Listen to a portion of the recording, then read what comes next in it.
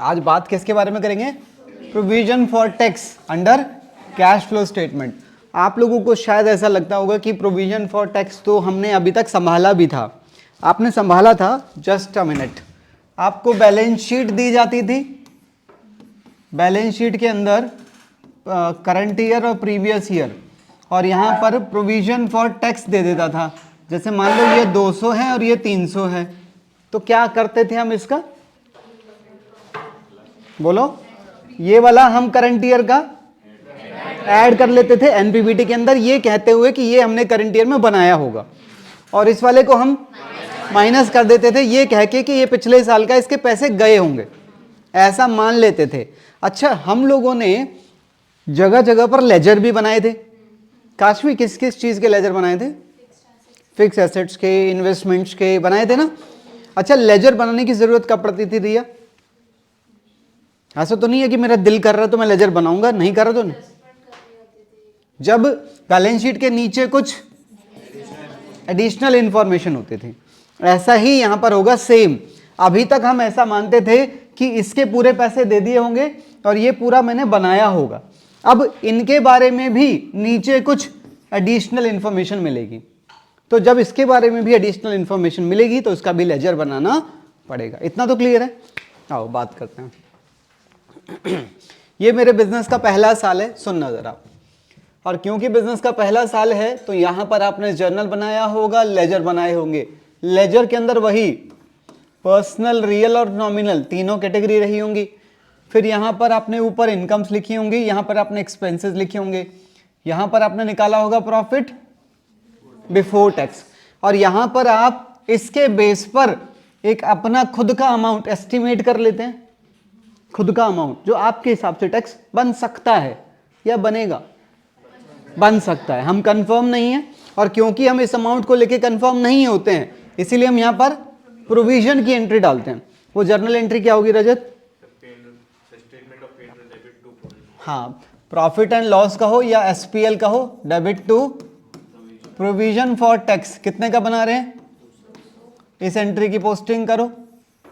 एक पोस्टिंग तो यही आ गई खुद, दूसरी पोस्टिंग इसके लेजर में आ जाएगी बाय पी एंड एल। कितने का बनाया है?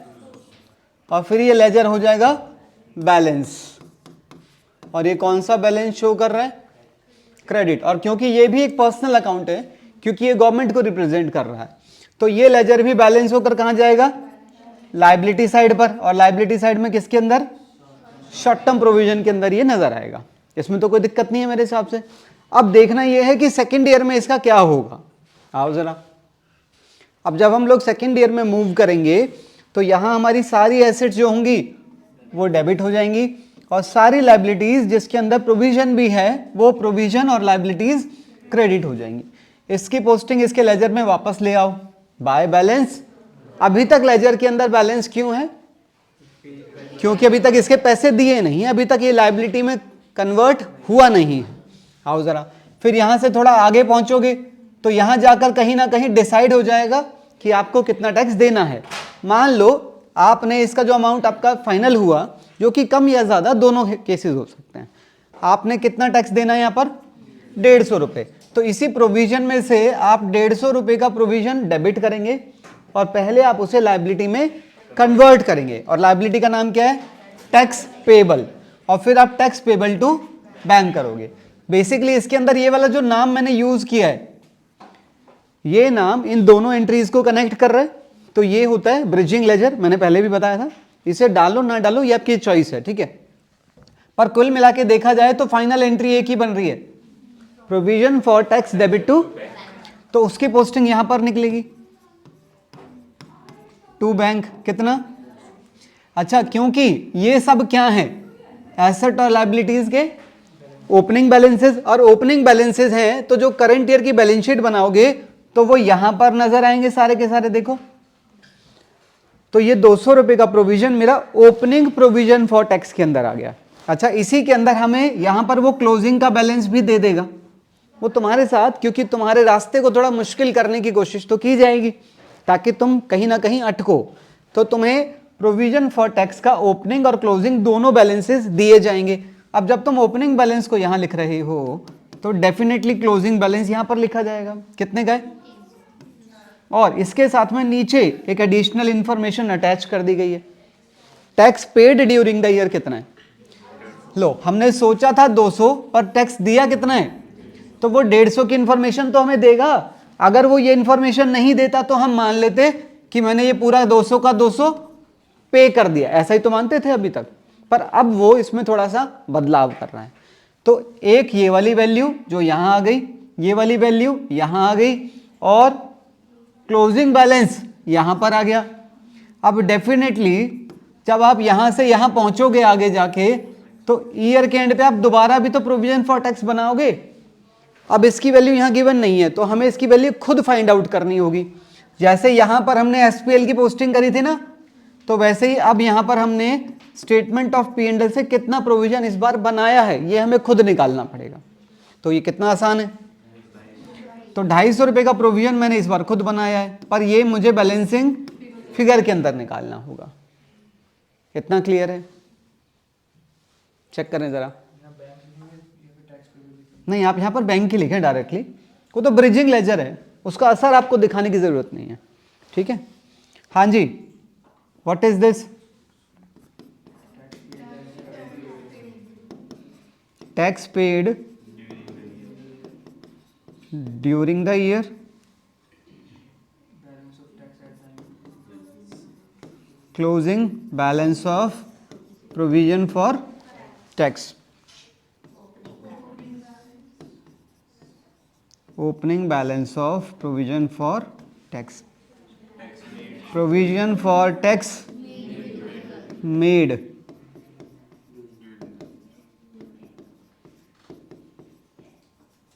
हाँ या ना।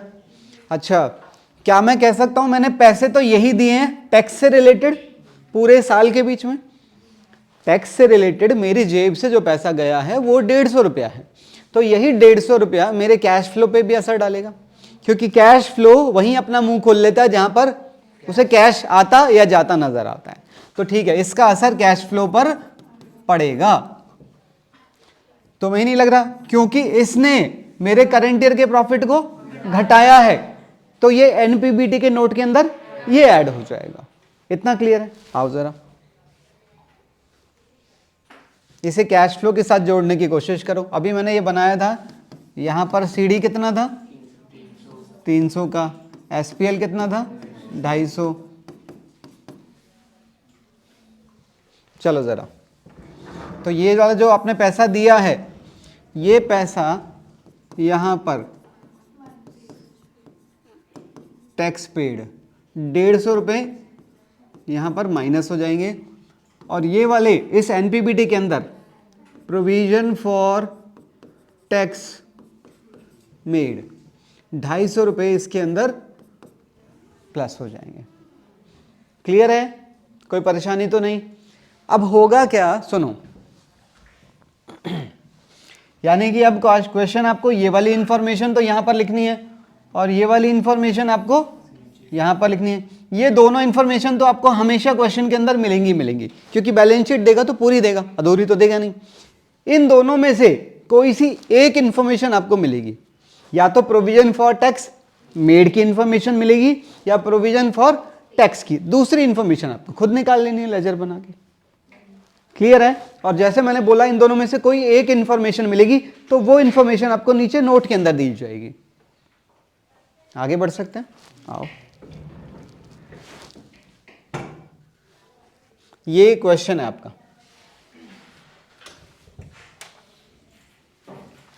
चेक करो एक बार, क्वेश्चन पढ़ो।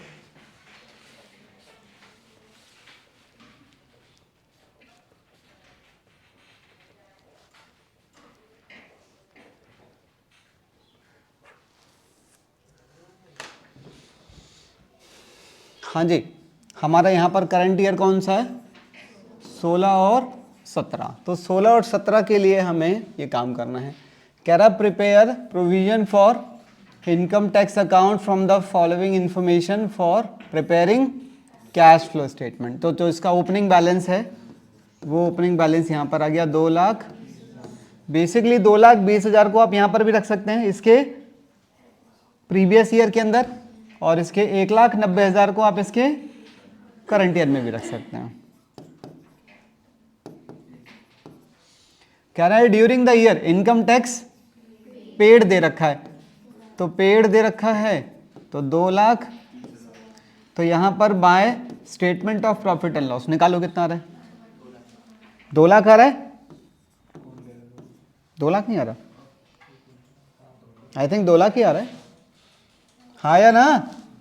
इसका क्या करोगे, कैश फ्लो स्टेटमेंट में ऑपरेटिंग एक्टिविटीज में लास्ट में, और इसे क्या करोगे एनपीबीटी के अंदर प्लस कर देंगे, ठीक है ना। बस ये इतना ही दिखाना है, ज्यादा कुछ नहीं करके दिखाना है, कैश फ्लो बना के नहीं दिखाना है इसमें खाली ये लेजर ही लेजर मांगा है बस, है ना। ये थोड़ी कह रहा है इसको कैश फ्लो में प्रेजेंट करके दिखाओ, ये 1-2 नंबर के लिए आएगा। अगला क्वेश्चन, ओपनिंग बैलेंस 1.5 लाख है, closing balance 1 lakh, provision for income tax इस बार मेड दे रखा है, कितना है 1,17,000। तो यहां पर डिफरेंस निकाल लेना कि आपने कितना पैसा दिया होगा। क्लियर है, आगे चलते हैं। चलो एक बड़ा क्वेश्चन आया, ट्राई करते हैं, कुछ खास है नहीं वैसे, फिर भी इसके अंदर बात तो करनी पड़ेगी। बताइए, हमें तो सबसे पहले उसी रास्ते से चलना जिससे चलते थे। कहां से, रिजर्व एंड सरप्लस। हमें सबसे पहले क्या ढूंढना है, एनपीबीटी। एनपीबीटी ढूंढने के लिए हमें यह जानना पड़ेगा कि यहां से कितना प्रॉफिट यहां पर गया है, और रिजर्व एंड सरप्लस के अंदर कोई नोट तो दे नहीं रखा, तो यहां पर सीधा सीधा है transfer to reserve and surplus. निकाल लो कितना, 1,02,000। 1,02,000 को प्रॉफिट आफ्टर टैक्स कहूं कि बिफोर टैक्स, क्योंकि यहां टैक्स भी है, तो ये आपको ये वाली वैल्यू मिली है 1,02,000। अब क्योंकि टैक्स के बारे में जानना है, तो टैक्स के बारे में मैं अगर देखूं तो इंफॉर्मेशन नोट के अंदर भी है और एडिशनल इंफॉर्मेशन भी है। तो लेजर पे आ जाओ। हाँ जी, प्रोविजन फॉर टैक्स ओपनिंग और क्लोजिंग बैलेंस दे रखा है 27 और 35। नीचे देखो, इनकम टैक्स पेड दे रखा है, कितना दे रखा है पेड, 25,000। तो मेड की इंफॉर्मेशन निकालो, 33,000। तो ये जो 33,000 है, ये 33,000 यहां रहा होगा, हाँ या ना। और यहां पर कोई डिविडेंड की बात तो है नहीं, डिविडेंड हमने लास्ट क्लास में पढ़ ही लिया था। तो एनपीबीटी निकाल लो, 1,35,000। यहां पर भी तो ऐड करना पड़ेगा क्या, प्रोविजन फॉर टैक्स मेड कितना था, 33,000। तो ये आ गया 1,35,000। समझ आ रही है बात, इसका काम हो गया, इसका काम हो गया, इसका काम हो गया, इसके आगे नॉर्मल है काम। चलो ऊपर से शुरू करो। शेयर कैपिटल नोट में जाओ,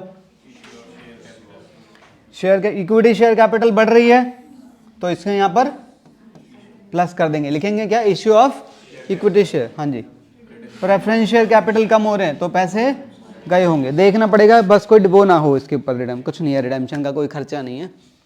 हाँ जी, ट्रेड पेबल्स इसका चेंज इस हिस्से के अंदर। शॉर्ट टर्म प्रोविजन नोट में जाओ, नोट में जाओ, हो चुका है, आगे आ जाए ना, नीचे उतरो। टेंजिबल नोट में जाओ, बिल्डिंग दे रखी है और प्लांट दे रखा है, और बेटा दोनों के बारे में नीचे इंफॉर्मेशन है, तो हमें लेजर चाहिएगा भाई। डेप्रिसिएशन प्लांट इतना है और बिल्डिंग इतना है, बिना लेजर के भी कर पाओगे, वैसे तो तुम कर पाओगे तो ठीक है, मतलब तुम देख लेना, तुम्हारी चॉइस है। लेजर बना लोगे तो सेफ साइड है, नहीं तो कैसे कोई दिक्कत भी नहीं है। अगर मैं बिल्डिंग को देखूं तो बिल्डिंग में 20,000 की कमी आई है, पर यहां नीचे आओ जरा, कह रहा 50,000 का तो डेप्रिसिएशन ही लगा दिया। अगर इसमें से 50,000 का डेप्रिसिएशन लगाया तो 50 ही तो बचनी चाहिए, इसका मतलब 30,000 की और खरीदी है, तो 30,000 तो इस हिस्से में, और जो डेप्रीशिएशन है वो इस हिस्से में प्लस हो जाएगा। पक्का क्लियर है? सेम तरीका प्लांट के ऊपर है। प्लांट हमारा 30,000 से बढ़ रहा है, और जबकि मैंने 30,000 का डेप्रीशिएशन भी लगाया है। अगर इसमें से 30,000 का डेप्रीशिएशन लगाओगे तो बचनी तो 10 की चाहिए, मतलब 60,000 की और खरीदी होगी, तो 60,000 इस हिस्से में माइनस और 30,000 का डेप्रीशिएशन इस हिस्से में प्लस कर देंगे। सही है ना? आगे चलते हैं। लो जी, ये भी हो गया। हाँ जी, बिल्कुल लेजर के मार्क्स होते हैं।